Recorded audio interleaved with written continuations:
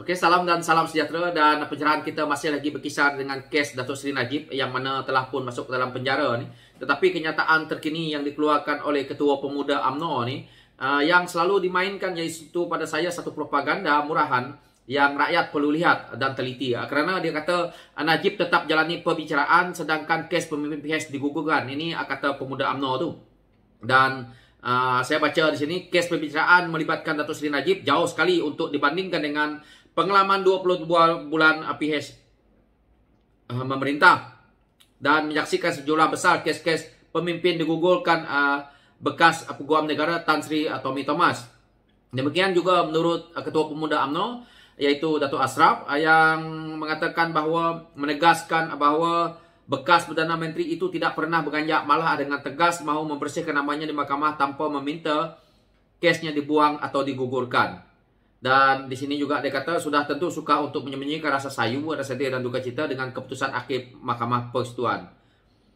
Di sini dia kata ini rakyat tidak akan pernah lupa bagaimana sistem keadilan dirobek dan dipokotak-katik melalui amalan pendakwaan politik terpilih dan campur tangan jelas dalam sistem kehakiman. Ini juga seperti menggugurkan kes rasuah Banglo Ali Buan Eng, pengurusi DAP, jenayah fitnah Rafizi Ramli, timbalan Presiden PKR terhadap tabung haji dan penglibatan adun DAP yang terlibat dengan pengganas LTI, penipuan dan penghasutan pemimpin PH yang telah didakwa semuanya digugurkan walaupun mahkamah sudah bersidang. Walaupun mahkamah sudah mula bersidang katanya dalam satu kenyataan semalam. Jadi saya nak beritahu dekat Ketua Pemuda UMNO ni, saya sebenarnya malas, tetapi jawapan dia adalah seperti budak-budak yang mana kalau Dr. Ashraf ni sebaiknya mintalah berdebat dengan Rafizi Ramli. Kalau rasa dah hebat sangat, itu yang terbaiknya, kerana tapi dia tidak ada ni juga kalau berdebat dengan Rafizi Ramli. Dan ini jawapan saya kepada Dr. Ashraf ni lah. Sia-sia kamu nak mempertikaikan apa yang berlaku ni, kerana itulah badan kehakiman, itu yang sebaiknya.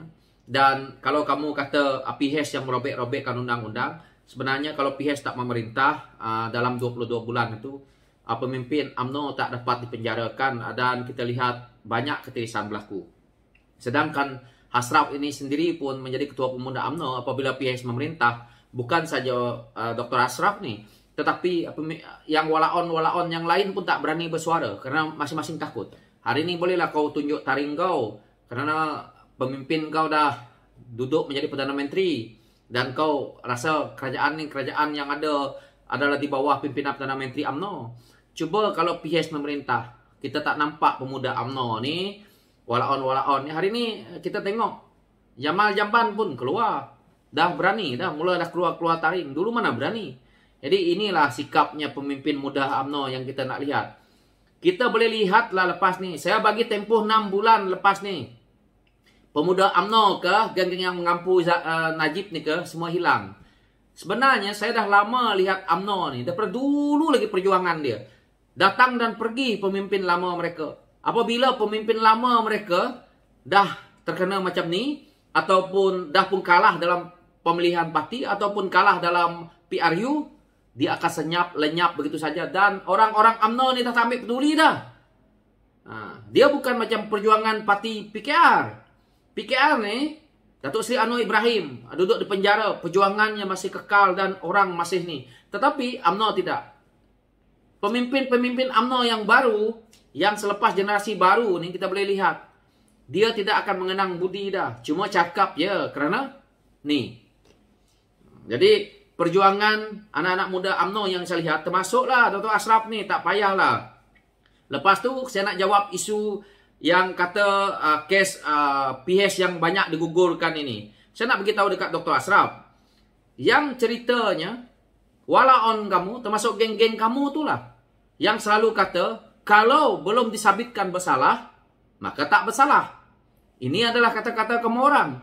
Jadi hari ini kalau kes-kes itu digugurkan, maka mereka itu tidak bersalah. Dan tidaklah kita nak mengatakan mereka ini sebagai pesalah.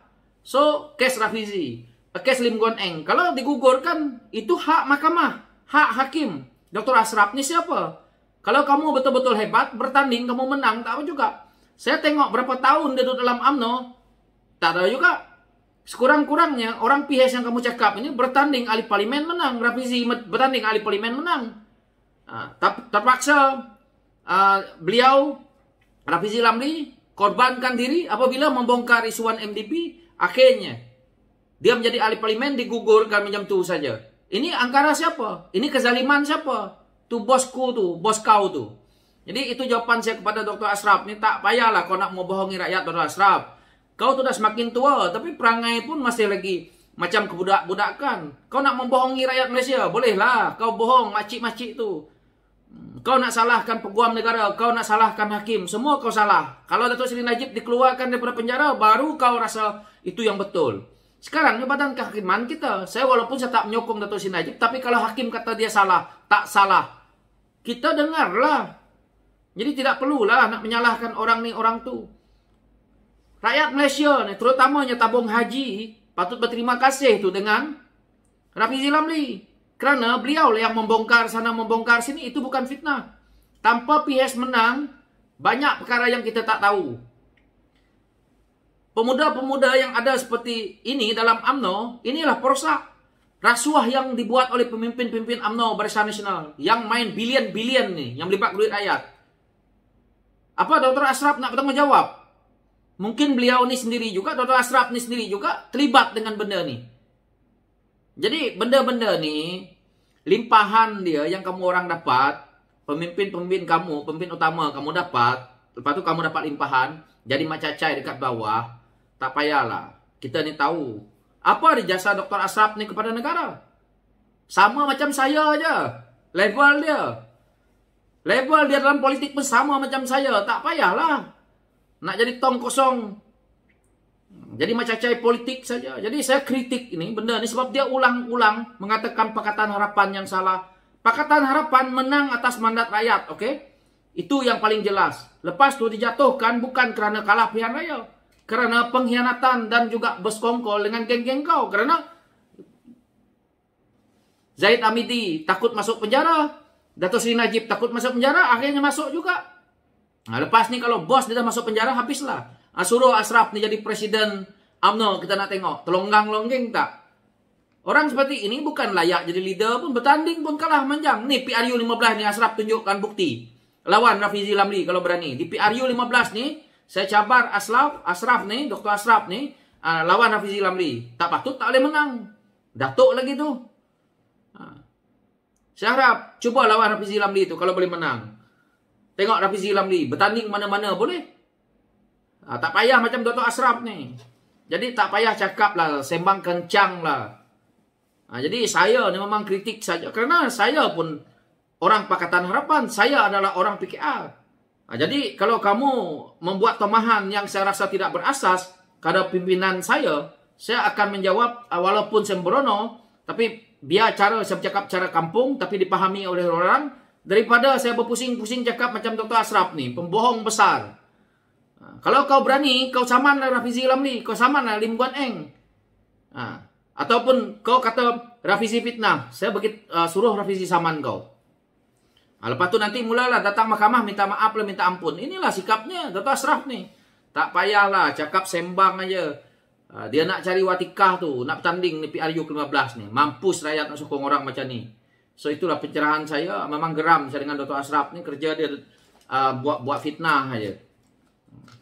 Kalau betul Rafizi Lim Guan Eng ni fitnah ataupun tak betul, Dr. Ashraf saman dia. Kalau tak, nanti saya akan usulkan kepada PKR saman kau. Suruh Rafizi saman kau. Sebab engkau mulut celupa, kau ingat main politik-politik juga, engkau fitnahkan orang aja kerja. Propaganda kau tu murahan sangat.